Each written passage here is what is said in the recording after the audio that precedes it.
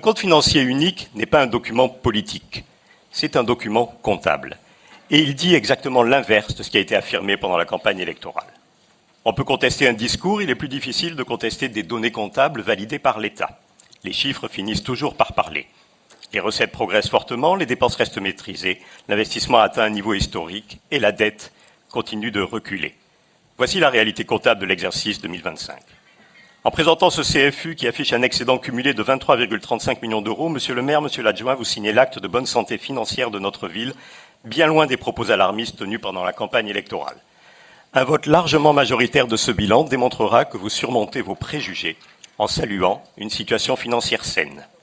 Le haut niveau d'investissement de ce compte financier vous permettra de poursuivre pendant plusieurs mois un cycle d'inauguration qui ont été initiés et largement financés par des budgets sur lesquels vous n'avez pas eu de prise.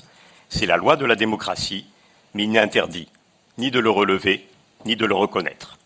Dans un an environ, nous aurons rendez-vous pour adopter le bilan de votre première année de gestion et nous verrons alors si les charges de fonctionnement ont autant baissé qu'annoncé, si le désendettement est aussi fort que celui observé en 2025, plus de 15 millions d'euros, si l'investissement, donc l'emploi sur le territoire, est toujours au rendez-vous et si les ratios financiers, enfin, ne se sont pas dégradés. Dans un an, nous aurons la vraie mesure de la comparaison des annonces avec la réalité. Après ce bilan, la gestion qui sera jugée sera désormais la vôtre. Nous verrons alors ce que vous aurez fait de l'héritage que constituent ces excédents. La fête est finie, comme vous aimez à le dire.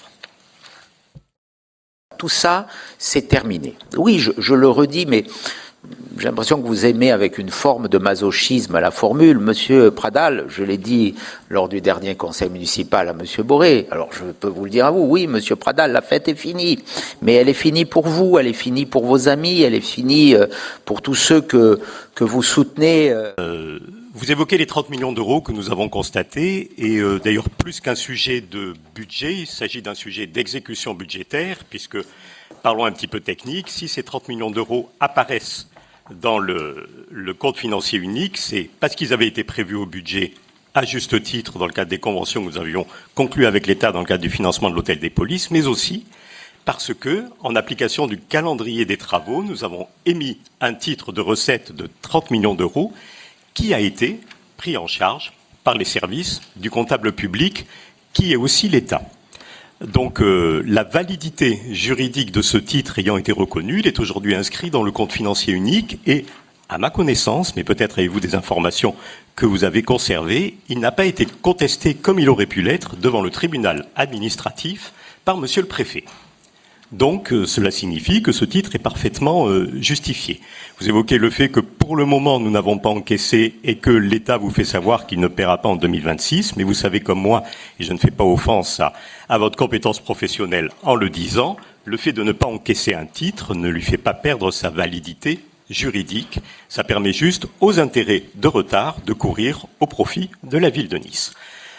Sur ce que nous avons fait, c'est le contenu de l'intervention que je vais faire, parce que je dois saluer l'extrême sobriété de la présentation de ce compte financier unique, ce que je comprends.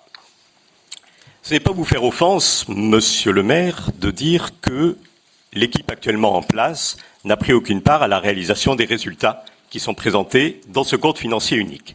D'autres acteurs méritent d'être salués, qu'il me soit permis de le faire ici. D'abord, autour de M. Lermignot, les équipes de l'État et de la direction des finances publiques, ainsi que les équipes financières de la ville de Nice sous la direction de Vincent Fouché lorsqu'il était DGA et d'Émile Gridel aujourd'hui, qui ont travaillé sur ces documents qui nous permettent aujourd'hui de nous prononcer en conscience, qu'ils soient tous remerciés pour la qualité du travail accompli. La campagne électorale est finie et le temps est venu de comparer son cortège d'affirmations avec un document objectif établi sous le contrôle des services de l'État. La lecture détaillée des résultats de clôture de la section de fonctionnement du budget principal pour l'année 2025 révèle des marges de manœuvre confortables. Les recettes réelles de fonctionnement sont élevées à 704 millions d'euros, traduisant une dynamique de croissance robuste de 7,5% par rapport à l'exercice 2024.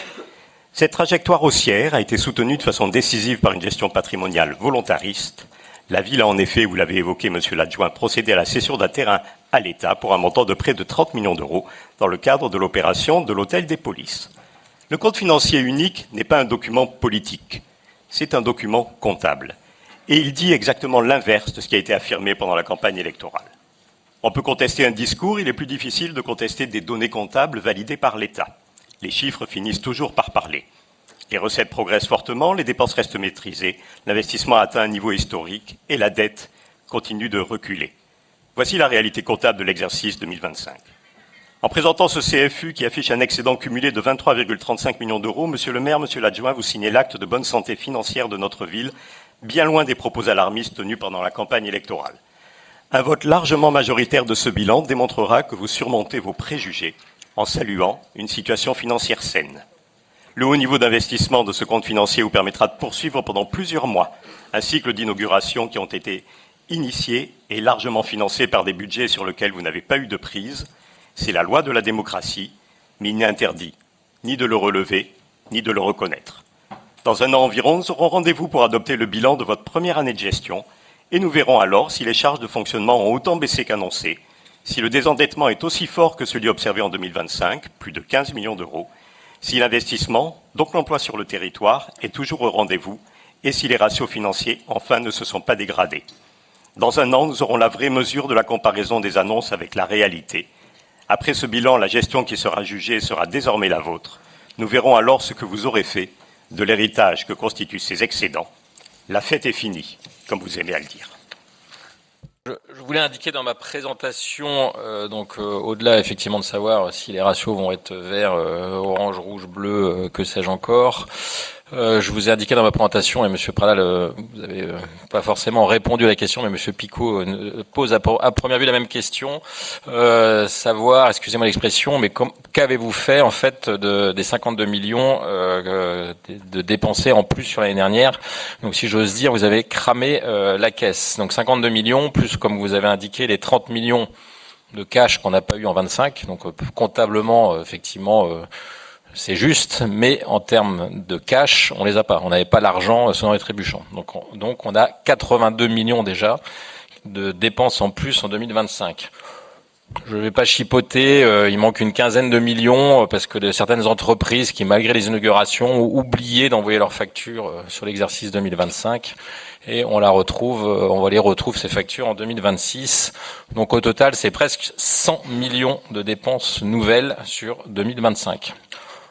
Je me permets un petit commentaire, vous n'étiez pas non plus des vertus budgétaires sur les exercices précédents.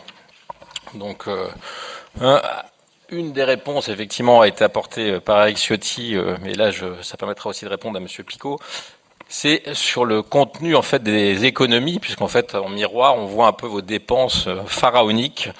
Donc, je reviendrai très rapidement sur les 400 000 euros de frais de augmentation du maire, la pléthore de véhicules, un local climatisé pour des vélos, une sécurité du maire payée par les contribuables, des salaires délirants, des fêtes pharaoniques, des frais de communication, que sais-je encore. Et juste, je ne résiste pas à vous présenter la dernière trouvaille donc du génie dépensier qu'on a trouvé de l'équipe précédente. Alors, vous verrez peut-être pas forcément, mais en fait, c'est un très bel escalier de secours. En fait, c'est un escalier de secours qui a été créé dans la mairie pour que le maire puisse quitter, je dirais, discrètement son bureau par la rue Saint-François de Paul. Cet escalier de secours, il est à presque 300 000 euros. Donc c'est 20 000 euros la marche. Voilà. Donc à chaque fois qu'il y a un pas, c'était 20 000 euros. Donc je rappelle quand même que 20 000 euros, c'est le salaire médian en France. Voilà. Merci Monsieur le maire et chers collègues. Bien, merci Monsieur Breuilly pour cet esprit d'escalier que je salue. Quelques mots simplement. Monsieur Pradal, vous oubliez un fait important dans ce compte financier unique pour 2025, c'est que c'est la première année de recettes de votre augmentation fiscale. Celle que vous avez votée en 2024, ça veut dire que 2024-2025, vous avez ponctionné dans la poche des Niçois 100 millions d'euros à minima, avec une augmentation massive, inédite des taux, qui d'ailleurs a fait dire au rapport de l'Institut Montaigne que la ville de Nice était la ville où la fiscalité était avec Bordeaux la plus élevée de France. Donc aujourd'hui, vous nous présentez ce compte financier unique, nous vous le présentons, mais c'est le vôtre. Vous l'avez vous-même admis et M. Breuilly l'a présenté. Il y a dans ce compte administratif une réalité comptable. Le titre de recette lié à la vente de l'ancien hôpital Saint-Roch pour 30 millions d'euros, ces recettes pour l'instant nous ne les avons pas eues, nous les aurons, enfin nous l'espérons.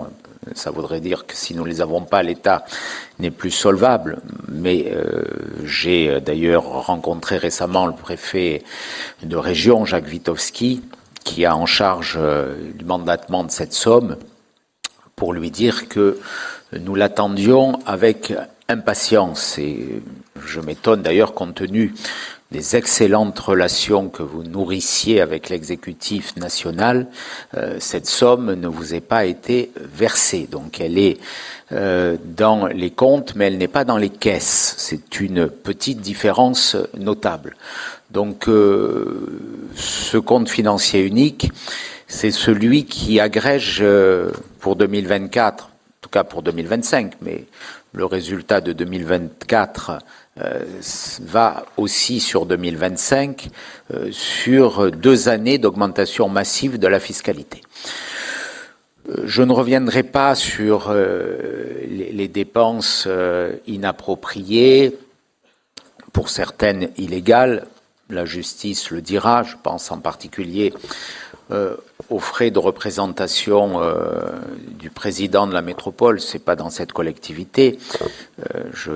J'informe le conseil municipal que le président de la métropole précédent m'a écrit m'indiquant son refus de nous communiquer ces frais de représentation. J'en saisirai donc le procureur de la République.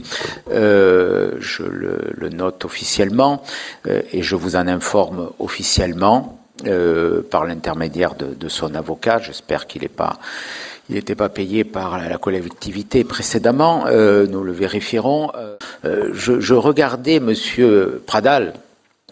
Et je regarde toujours attentivement, et j'écoute toujours attentivement vos déclarations. Je regardais une déclaration, une vidéo de campagne sur le site de campagne de votre liste, où vous m'interpelliez en disant prenez par écrit l'engagement de baisser les impôts. Voilà, nous vous le demandons. Nous l'avons pris l'engagement, nous l'avons voté, et même vous l'avez voté. Voilà, donc. Cette baisse de la fiscalité qui a été le premier acte politique, et je le revendique parce que c'est un acte politique. Moi, je pense qu'il est indispensable dans notre pays et d'abord dans nos territoires de faire baisser la pression qui, aujourd'hui, accable les Français et empêche les entreprises d'embaucher et d'investir. Nous avons le taux d'impôt le plus élevé au monde. Notre premier acte politique en matière de gestion budgétaire a été de baisser les impôts. Ce n'est pas soutenu par M. Picot, qui lui ne veut qu'augmenter les impôts dans une société collectivisée, dirigée par l'État. Nous considérons que dans une société démocratique, c'est l'entreprise, c'est l'acteur privé qui crée la richesse et l'emploi, et que le rôle d'une collectivité n'est pas d'assommer ceux qui travaillent ou ceux qui investissent. C'est ce choix que nous avons fait. Ce choix, naturellement, il a un coût, nous le revendiquons. Il imposera des réductions de dépenses inutiles, nous les avons engagées, la liste, vous la connaissez, mais elle s'accroîtra de jour en jour.